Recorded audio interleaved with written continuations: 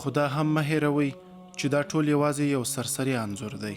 په سلګونو او زرګونو داسې پیښې، ظلمونه او وحشتونه چې امریکا او د هغوی متحدینو پر افغان سپېڅلې خاوره کړي، لا تروسه یې د سپړلو او انځورولو وس او توان نه دی پیدا شوی.